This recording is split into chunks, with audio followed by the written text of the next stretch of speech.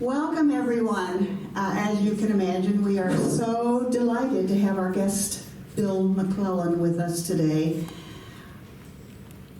I don't think I need to say a thing. Everybody knows Bill from the Post-Dispatch columns, from Donnybrook, and we just welcome him, and he has said when he is finished talking, he will take a few questions. So hold it and let him talk. Thank you. I was almost hoping that the microphone wouldn't work. You know, I don't know if you've ever gone to any of these old rock and roll singers who come back and they can no longer really sing, they just kind of shout. But it's okay because the audience can't really hear. And I feel a little bit like that. You know, as Vi said, you know, I was a columnist for Post-Dispatch. I used to write 4 columns a week, and I did that for many, many years, you know, to the point that I couldn't remember what I had written as opposed to what I had just thought. And I also did Donnybrook, and still, you know, I still write 1 column a week, and I still appear on Donnybrook on Channel 9. And we had our big show, you know, once a year we have a show at the Sheldon. And we had that show last night, and there were, you know, several hundred people. It was really cool. And I just wished that Martin Dugan could have been there to see this. You know, when Charlie Brennan introduces the panel every week, he always says, you know, Bill McClellan, a founder, and Ray Hartman, a founder. And, you know, we were both on the very first show way back when, but the real founder was Martin. You know, Martin, and who was the editorial page editor of the Globe Democrat, and Mark Vittert, who'd started the Business Journal, and Rich Coster, who was also a Globe Democrat guy. They thought about having this show about local issues and discussing it and debating stuff, and they decided they needed 2 more people, so they came up with Ray and I. And you know, Ray, of course, was the Riverfront Times. And Martin called me up, like on a Tuesday, this would have been 1987, and he said, Bill, this is Martin Dugan. And I knew who Martin was, because, you know, as the editor of the editorial page of the Globe Democrat, Martin was in charge of their editorials and their endorsements, and he was not a wishy-washy editorial writer. I mean, Martin was, when John Belushi died, remember John Belushi of Saturday Night Live? When he died, Martin wrote an editorial that was headlined, Death of a Slob. And Barry Commoner, who was a liberal professor at Washington University, when he left town for some job in Washington, Martin's editorial said, good riddance. So Martin had this reputation, and Martin called me and said, a couple of us are going to do this discussion show on local issues on Channel 9. Would you like to join us? And I said, sure. You know, I mean, going on TV, that sounded, you know, pretty cool. And Martin said, okay, Thursday after work, show up at Channel 9. So I said, okay, Martin. And that Thursday, I went to Channel 9, which was then on Millbrook Avenue in U City, and right across the street, there was a bar. And I thought to myself, well, if I'm going to go on TV, I should have a drink or 2. You know, I mean, kind of steel myself, because otherwise I might not say anything. Because I didn't know, I knew Ray a little bit, but I had never met Martin, didn't know Mark Vittert, never met Coster. So I thought, I think I'll have a drink. So I went in and I had 2 old fashions. And felt a little stronger, and we went in and we did that first show. And the next day, Martin called me at the paper and said, I got good news and bad news. I said, well, give me the good news first. And he said, they liked the show, Channel 9, and we're going to do 5 more. And I said, well, that's great. What's the bad news? And he said, they say you have to wear a tie. So I thought, well, that's pretty good. So, and he said, and a jacket. And, at the time, I didn't have a sport jacket. So I thought, do I really want to buy a sport jacket for a show that doesn't pay anything and is going to have 5 more weeks? And I thought, well, I will. So I did. And here it is, 35 years later, and I'm on my 3rd sport jacket. But I wish that Martin could have been there last night, because it was just so much fun. And I have a granddaughter, Evie, who is 12 years old, and the last couple of years she has escorted me onto the stage, because when they announce, all right, first, Wendy Week, and then Wendy comes out, and when it's, Bill McClellan, Evie comes out with me, helps me up, and it's really fun. And then we take questions from the audience at the end, and Evie gets to ask the last question. So Evie gets on TV. And of course, she doesn't pay attention to local politics. It isn't like Evie has a question about, the mayor or anything. Like Evie's question last night was, where are the best milkshakes in town? And I said, Crown Candy Kitchen. But at any rate, Donnybrook has been a real blast. And I used to tell Martin before he died, that I don't know how you worked all this out, Martin, but this is like therapy, because we would have now and then wine and cheese receptions. The show would be has been in 2 parts. The first is our regular little sit around the table and talk, and then we had a second part that was a call-in, and now the second part is an interview, but there's a lag in time. So, we have like an hour and a half between the first show and then the second show. And, we generally have a couple of drinks in the time thing. And like my wife said that, she said, this is like a comedy. She said, I don't know why they let you do this. Because like on that second half, only 2 of us are there. And when it would be Martin and I, Martin and I would go out and throw down a couple of drinks and come back. And the viewers, except for the wives, it seemed seamless. Martin would say, Bill and I will be right back. And then, 30 seconds later, we'd be there. Except we'd been out for an hour and a half. So, Martin would say, Bill and I will be right back. And then it would come on and Martin would go, I am Martin. This is Bill. What did we talk about, Bill? I go, I don't recall, Martin. And my wife said, I don't know how they let you do this. I don't know how. But they did, and it's fun. And sometimes at the wine and cheese receptions, where we have, people, a few people are there to watch the taping of the first show. Then we have wine and cheese, and then whoever's on the second half goes back. So it isn't like we're trying to hide anything. But the show has been fun and a highlight, and like I told Martin, this would be therapy. People would pay money to do this, Martin. To get out there and spout off about stuff you really don't know much about, and then have a drink and spout off some more. And in the meantime, sometimes at these receptions, people telling you how much they like you. As I said, Martin, the fact that we don't have to pay for this is just remarkable. But my real job all these years has been writing columns for the paper.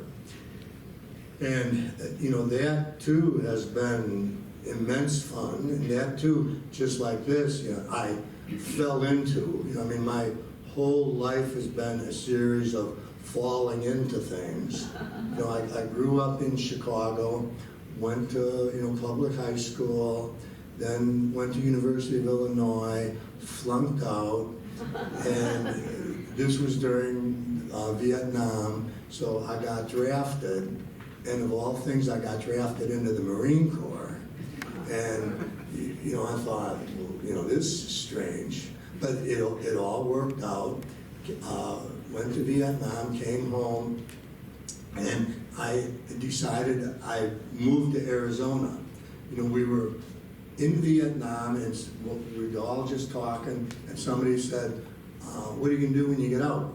And I said, well, I'm going to go to college again, as opposed to, what, working? You know, I'll go to college. And somebody said, where are you going to go? And I said, I don't know, Illinois. And somebody said, why would you go there? You know, and everybody chimed in on that. You know, it's hard because you're already flunked out, right? And the weather's bad. And I thought, why would I go there?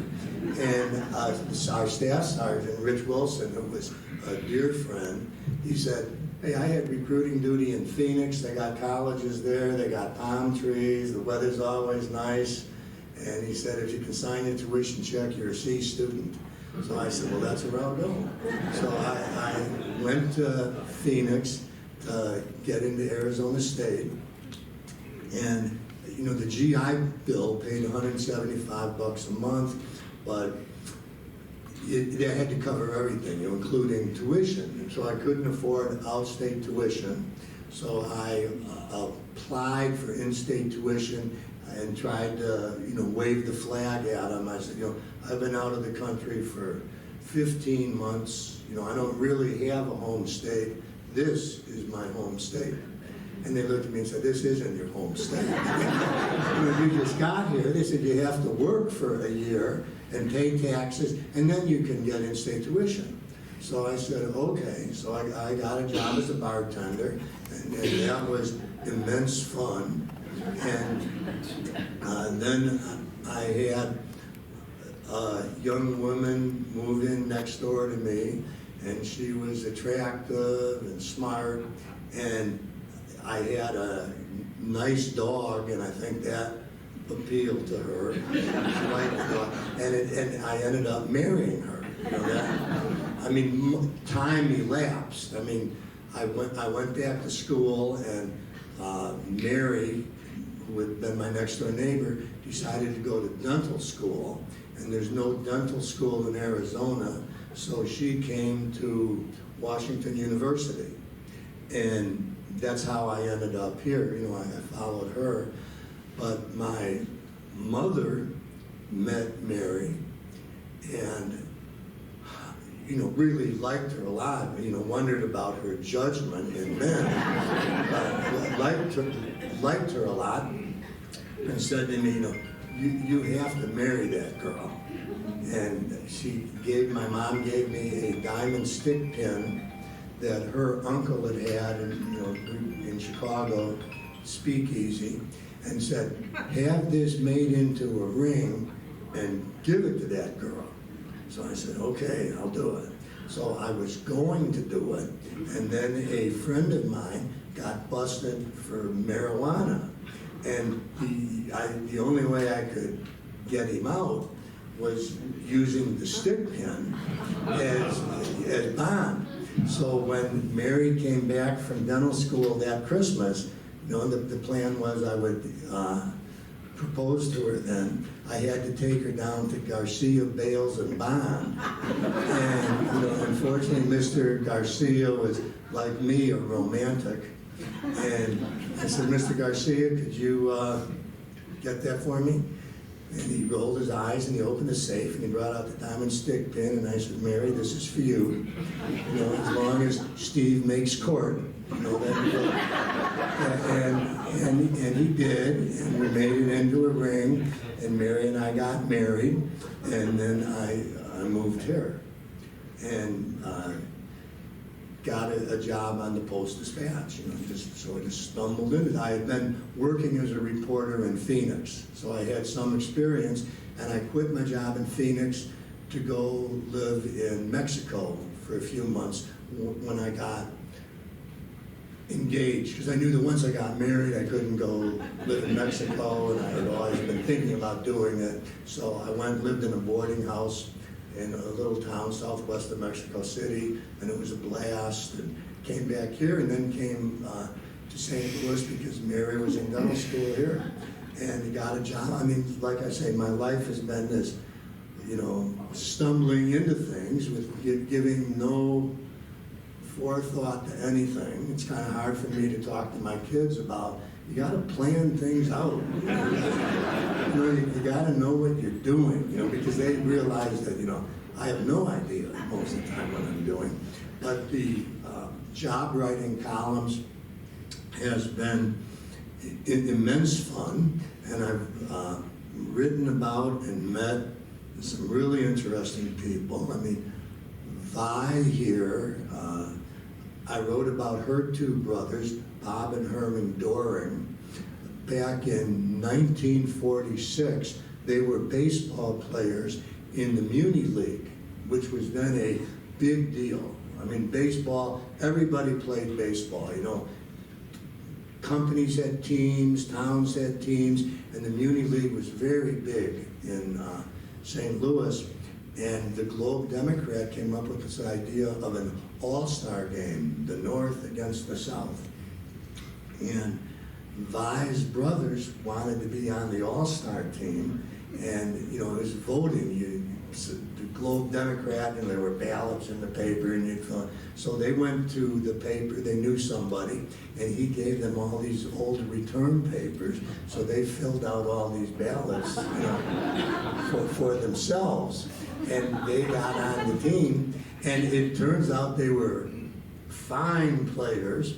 And Herman, the youngest brother, who later signed in the Dodger organization, Herman pitched 3 shutout innings, and Bob, who was a couple years older, hit a home run in the All-Star game. So it wasn't like they got there and they were exposed.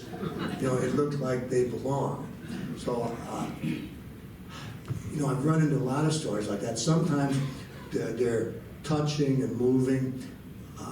I remember a few years ago, there was a little story in the paper, a little mention about this kid who worked at Schnucks in Overland. And his job, he was a high school kid, and so he would take the grocery carts, from the parking lot into the store, and he noticed this paper bag in one of the grocery carts. So he looked inside it, and there was more cash than he had ever seen. It turned out to be $21,500. So this kid looked at the cash and did what a kid would do, immediately took it to his car, put it in his car, went in, finished his shift, and then he went home and said to his dad, "Look what I found." It was in a shopping cart. And father said, "Well, we're going to take it to the police." The son said, "Dad, don't you think it's probably drug money?" And the father said, "Well, we don't know." And so they took it. And I thought, I ought to go talk to this family. That's pretty remarkable. And I drove to the house in Overland, and there was a ramp, going up. Always a tragic sign, right? I mean, you see these kind of homemade temporary ramps going up. I mean, somebody is in a wheelchair. Somebody's been hurt. And it turned out that the wife, Beverly, had ALS. And she was in the final stages of ALS. And she was completely paralyzed, couldn't talk. I remember there was a cat laying on her chest. The family had a couple of cats. A cat laying on her chest. You couldn't even see her chest moving. And her husband, Dave, told me the story about Beverly, that she had grown up next to Jefferson Barracks, and she heard the taps all the time. And then her father died of ALS. And so, and she worked at the phone company, dispatching workers, repair workers, and Dave was a repair worker, and that's how they met. And it was real South St. Louis romance. They went bowling, and then they got married. And then Beverly came down with ALS, and of course she knew what a sentence that was. She knew what was going to happen. And Dave eventually quit his job at the phone company to take care of his wife. And he went through their savings. And then he was going through their retirement savings. And it was at that point that Jeff found the $21,500. And how a person can be that honest and that strong to say, hey, we'll take it to the police. And it turned out that somebody did claim it. It was some guy in the early days of .com, some young business guy, and what he was doing with all that cash, I don't know, but he told the police that he was afraid of leaving it in his car when he went into Schnucks, so he thought the safest thing to do was take it into Schnucks himself. So he took it into Schnucks and then he left it in the van. So, I mean, the honesty of the Aitken was just amazing. And a few years later, I got a call from a bank saying, Mr. McClellan, you're down as a reference for somebody. And I said, you know, who? He said, you know, Jeff Aitken. And he was the kid who found the money. And I said, well, geez, you know, I heartily recommend him. He ought to be president of your bank. You know, if you made him president, I'd put my money in your bank. But that was the Aitkens. And, you know, some of the characters have been really strange. Did any of you know Sam and Betty? Like, if you're at all associated with Washington University, Betty Wynn and her brother Sam Lochterman, they were strange people. Betty graduated from WashU in 1936, a social worker, and a few years later, Sam graduated, a math teacher, a math graduate, and something happened to him, and they just. They ended, by the time I knew them, they were famous for going to Washington University, and they would go to all the lectures where food was served. And they went to like the opera theaters, grand openings where food was served, and Betty looked very well kept, and Sam looked like a cross between Einstein and Robinson Crusoe. His hair was curly, and he just was a mess all the time. But Betty was the one who dealt with the world, and they were living in their car on the WashU campus, and Chancellor Danforth said, you can't do that. You know, I don't want you here. And he banned them from campus. And the university faculty said, no, you know, they're part of the fabric of the university. Because all these university professors like to think that they're different, too. But, I mean, their difference is, you know, they might wear patches on their jacket. Where you know, Sam and Betty were different in a totally strange way. It was very odd. And then thank you very much. I thought you were getting me the hook. You know, that's happened too. But their brother died, and they inherited his house in Olivet, which was nice that they were out of their car, but they were not suburbanites. I mean, you know, their neighbors did not take to the fact that these two people who were homeless in every way except they now had a home were living there, and they didn't take care of the yard, they didn't take care of anything. And they had a dead tree in the backyard. And so the neighbors had complained, and the Olivet inspectors came out, and they cited the tree. And, you know, I mean, they were going to just start the ball rolling to get rid of these people, and they cited the tree. They said, you have to do something about this dead tree. And Betty said, it's art. You're not doing anything. And they went to Olivet Court, and the Olivet municipal judge ruled that's not art. So Betty appealed it, and it went to St. Louis County Circuit Court.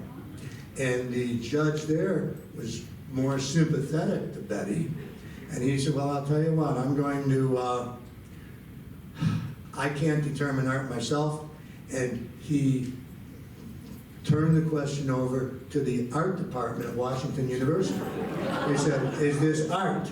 And so they had a couple of graduate students examine the tree and say, well, you know, it is art. Anything that makes people wonder about society's mores and question the way we live, that's art.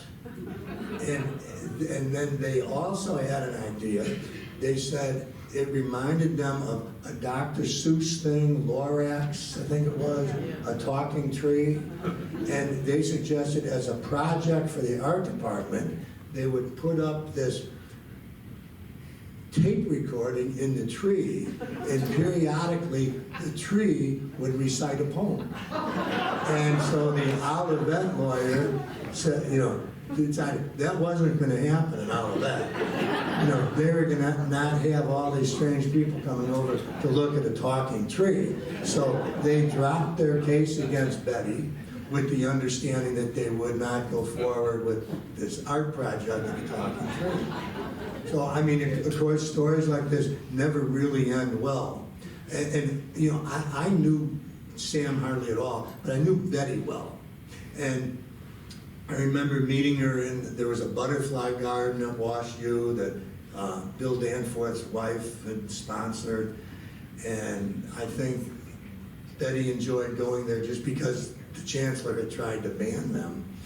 And I remember meeting her one day, and she was talking about Japanese art because Betty, who was very smart, had been to a lecture about, you know, so like I say, she went to all the lectures she could at Wash U, hoping there'd be refreshments. And she reminded me of that Leonard Cohen song. Did you remember?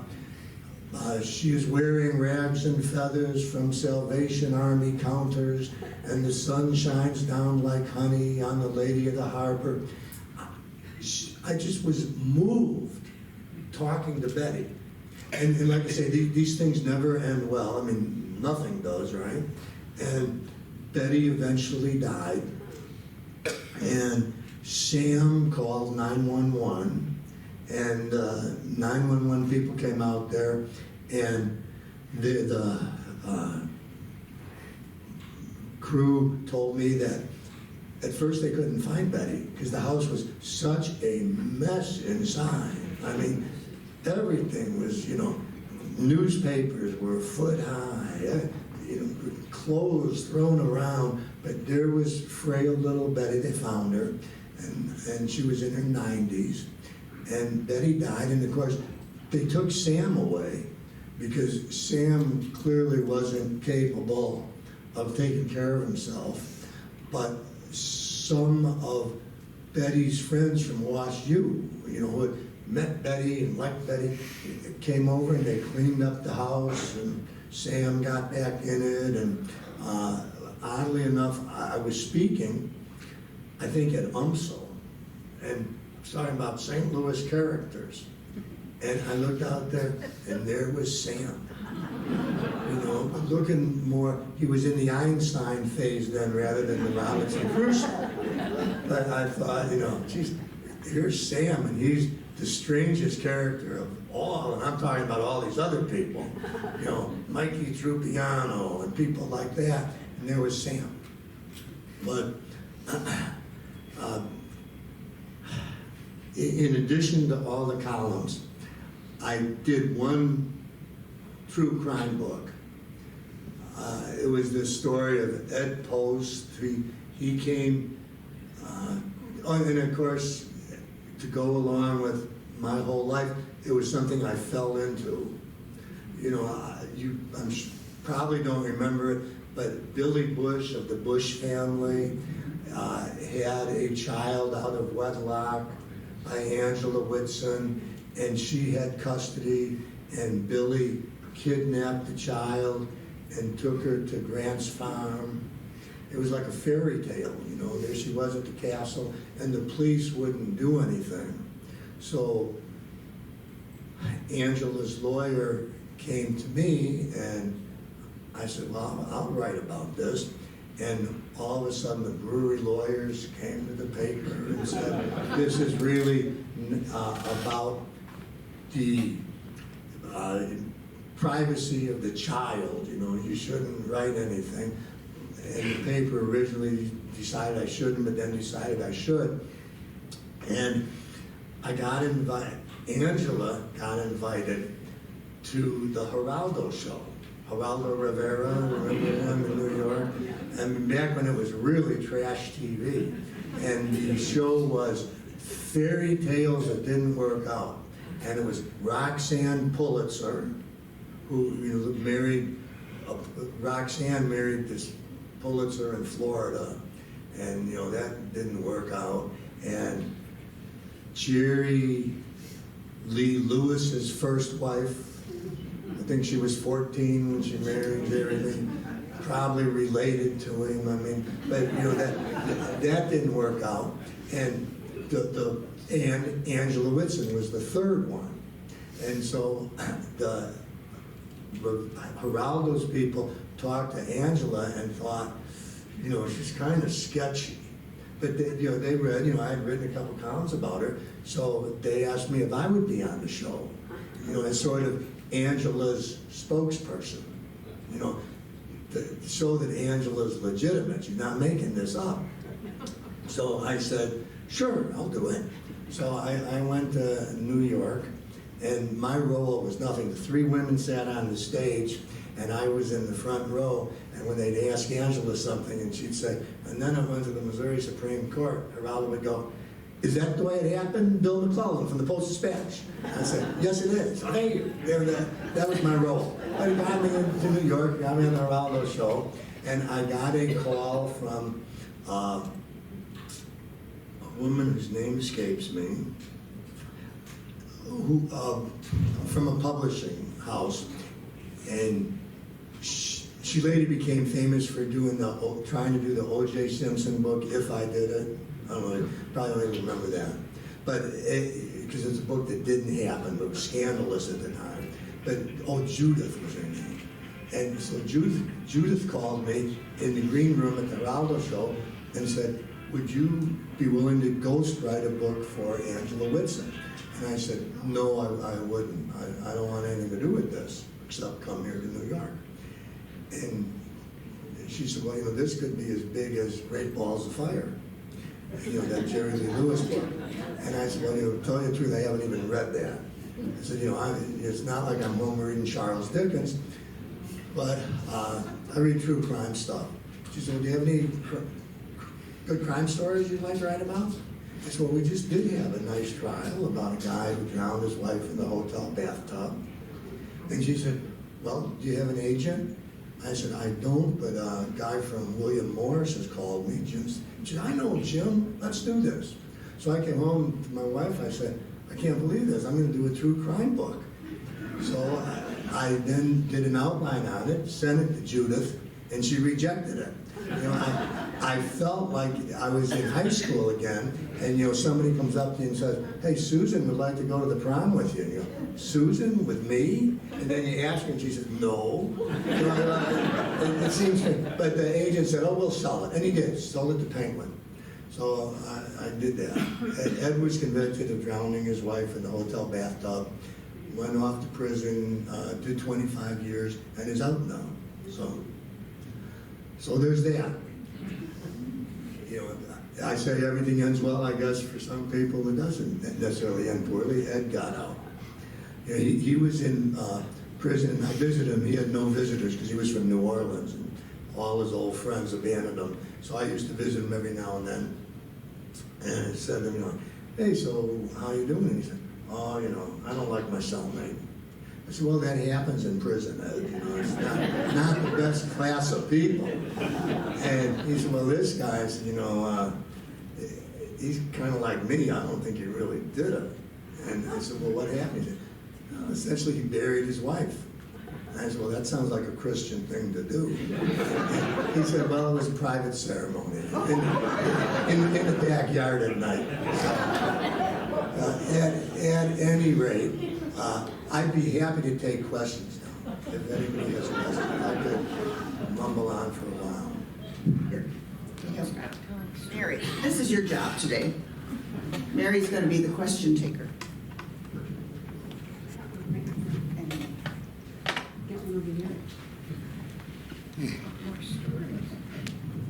Bill, what was your most difficult program to do?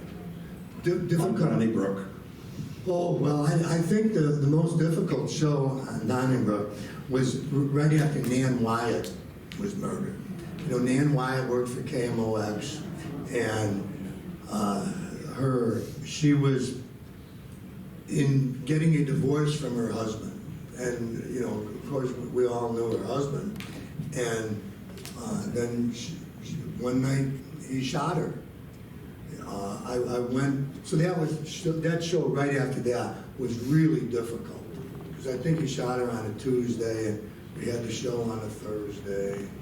You know, there is one other court story, a couple I should mention, because courts, I've written a lot about courts, and some of the stories are fun.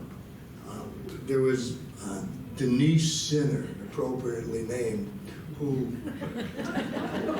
stole money from her law firm. She was a clerk in the law firm, you know, bookkeeper, and she stole a bunch of money, and of course she was caught, and you know, and it was like $70,000. It was a lot of money, and her defense was that one of the senior partners she was having an affair with, and that he told her, you know, go ahead and write checks to yourself.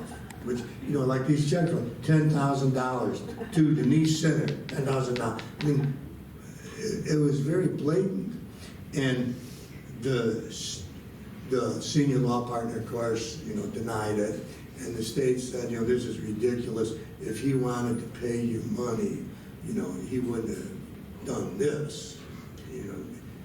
And so I was there, and you know, one of the police had called me and said, this is a case you might like because it's sort of man bites dog, you know, somebody stealing from the lawyers. And I went there, and Denise told me, she said, you know, my defense is I was having an affair with Mr. So-and-so, and the proof I have is he has a mole high on his thigh. And I want the judge to make him in the judge's chambers show, you know, take his pants off and show the mole. It'll be proof that I'm telling the truth. And the judge said, you know, I'm not going to do that because, first of all, you might have been having an affair with him. That doesn't mean he told you to loot the firm. So I'm not going to do it. So Denise was complaining to me and said, you know, this is what you ought to write about. I'm not getting a fair trial. And I said, oh, Denise, you know, that's kind of an invasion of privacy. You know, even I have standards. But then, you know, a day later, I was up against a deadline, and I thought, well, I'll stretch those standards. So I wrote about it, and a year later, you know, Denise was convicted, by the way. And a year later, this lawyer, the big lawyer, got a appointment to the Justice Department, and somebody on the New York Post, you know, Googling, before Google, you know, doing some kind of search about stories written about him, found this story I had written and did a story himself, and it was headlined, "A Mole in the Justice Department." It was pretty good. Now that has nothing to do with Nan Wyatt, which of course was, you know, tragic. And Tom Erbland, her husband, died recently. You know, I only found that out. I was wondering about him, and I looked up the Department of Corrections offender list to see where Tom was in the prison system, because they moved these guys around a little bit. And he wasn't there, and I thought maybe he was released. And I called and I said, no, died in 2021. I said, COVID? He said, no, I'm not telling you. So, but that was the hardest show after Nan died. It was very hard. Yes? Did you do any preparation for the Donnybrook show? Minimal. You know, we meet Thursday, you know, around 5 o'clock, And Charlie will, here's what we might talk about. And as long as there's some disagreement, we'll talk about, like, if Ray will say, well, I think this, and I'll say, well, I don't think so. So, well, we'll talk about it. So we do that minimal thing where we know what the topics are. And often if you watch the show, I don't say much, because a lot of times I just don't know. And Ann Keefe, do you remember Ann Keefe? Yeah. Okay, Ann, who was about the smartest person I've ever met. She thought of everything, it seems like. We would go out after the show and have a drink, and Martin Dugan would say to me, like, Bill, what do you think about this and that? And to me, it was just saloon talk, and I go, well, I think so-and-so. And Ann would look at me and go, is that what you think? In such a way that I go, no. It's not at all what I think. So Ann was really smart and was really great and fun. In addition to Donnybrook and KMOX, she had a show on Channel 9 called Healthy Living. It was a short-lived show, but a season or two. And I said to her, Ann, do you ever feel kind of odd doing a show called Healthy Living? Because Ann smoked those long brown cigarettes and she drank Irish whiskey. And I said, do you ever think, that maybe you're not the person to do a healthy living show? And she said, Bill, it's attitude and genetics. And Ann lived into her 90s, so who am I to dispute that? But when Ann announced that she was retiring, I said, Ann, I don't know why you would retire from this show. You don't have to study for it. You can be like me, you just show up on Thursday. And she said, I don't want to have to remember it's Thursday. I think a lot of us can relate to that. Ann Keefe is a wonderful person. Your article on Sunday morning is the first article I read every Sunday. I usually get up and get my hair fixed and do this and do it. Then I'm waiting to go to church, and if the post is delivered to me and I don't have to look all over for it at home, well then I'll read your article every Sunday. It's the first one I read. Well, thank you very much. There's some Sundays that I think, like, hey, this was a good story. Last Sunday I liked. It was about a piano teacher, Carol Moppins, and Carol grew up in the Ville on the north side, and her mother, I love these stories where people tell me about their families. And her mother, Silvertine, who was the youngest of 13 in Arkansas, came here when she was 9. Her parents had died.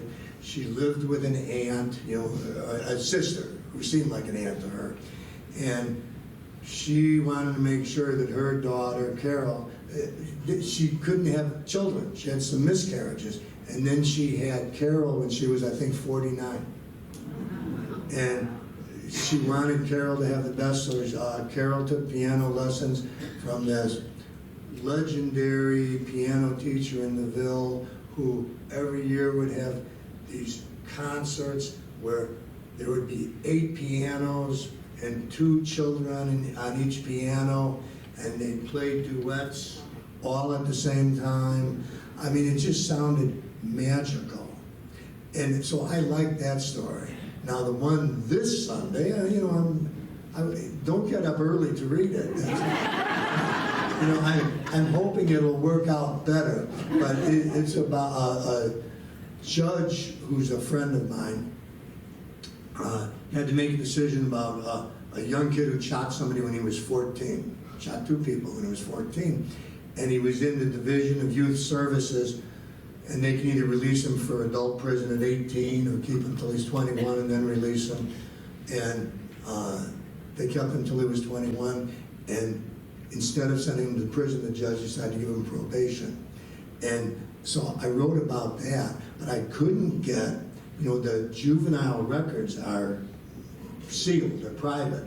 So I couldn't get the information I wanted, and I couldn't reach the kid. So I just kind of, so it's one of those stories where past is unknowable, and the past is sealed and the future is unknowable. So it's not much of a story. The good news is my efforts to find the kid panned out today. I mean, I got a call from the kid today, too late for Sunday, and I'm about to go on vacation. So in 3 or 4 weeks, if you read the story Sunday and you think, I don't even know why he did write this. You know, I mean, what's this about? At least in a month or so, I'll have real information on it.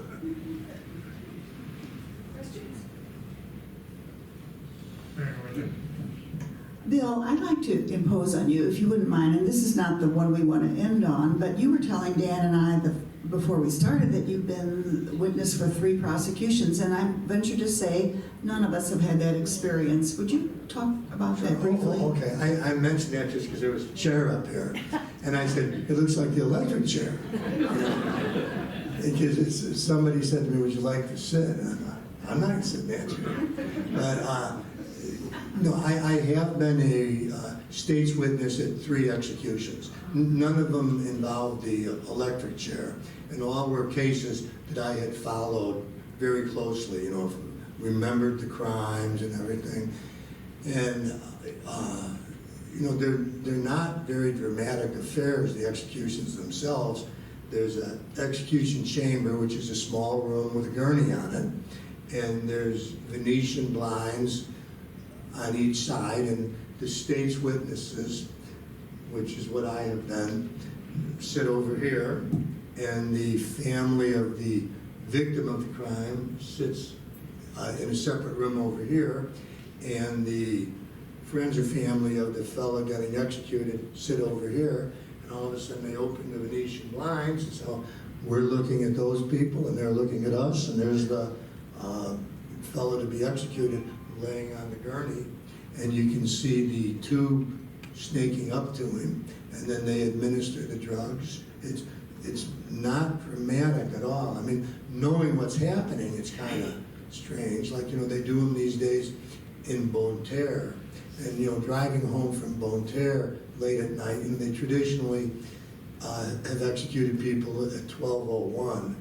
You know, just because the court gives an execution date, and after that date, they have to, if it's not done, if there's a delay, they have to get another date. So they do it as soon as they can on the day of. They used to do that. I'm not sure they still do. But so driving home late at night from Bonne Terre, you know, it's eerie. But it's not very dramatic at the moment. You know, if you talk to the families, then it gets, you know, more emotional. So. We lost Mary. And, oh, here's a question over here, Don.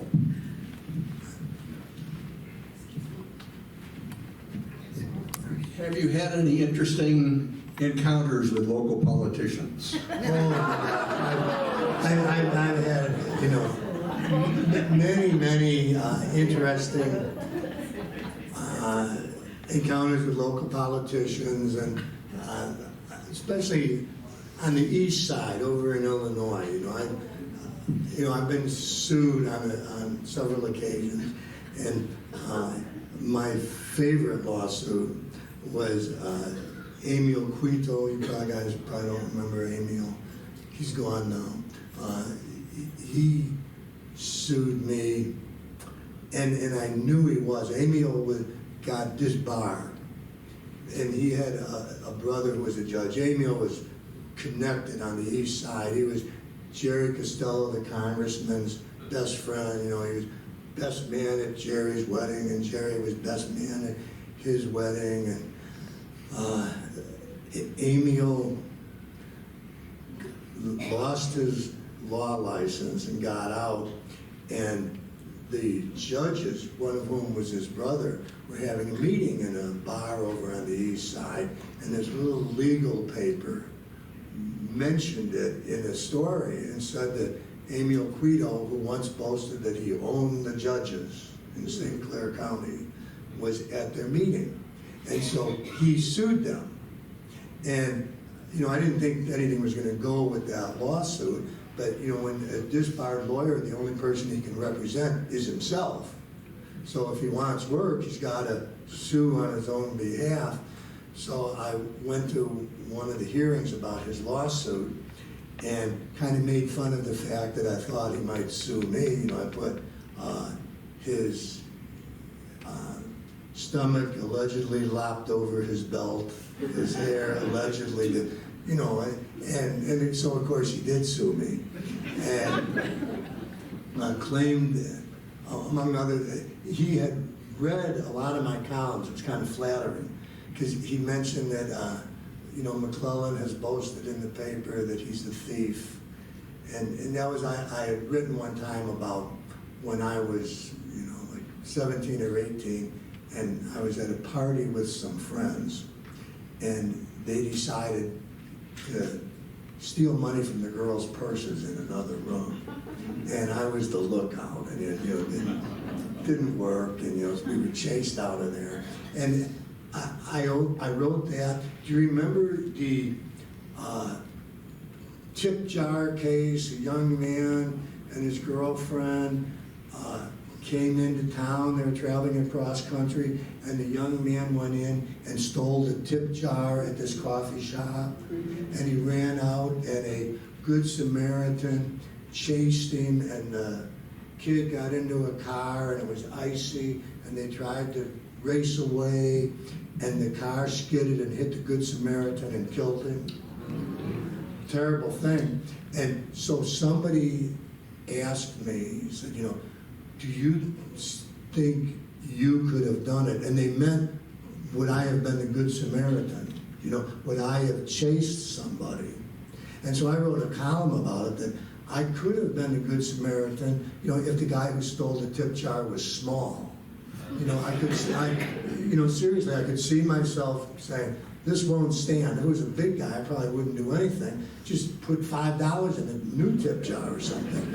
But, you know, I could see myself at one point in my life being the stupid kid who grabbed the tip jar.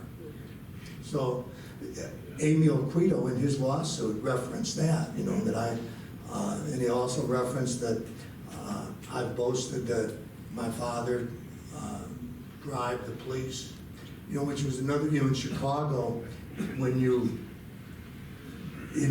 back when I was a kid, all the people would have like a $10 bill, $20 bill, paper clipped on their license, and when the police stopped you and said, can I see your license?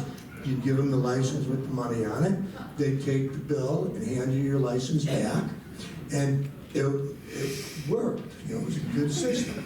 And my father went to LaGrange, Illinois, a suburb, and he got stopped, and he gave the LaGrange police officer his driver's license with, you know, Bill on it, and the LaGrange cop said to him, what's this?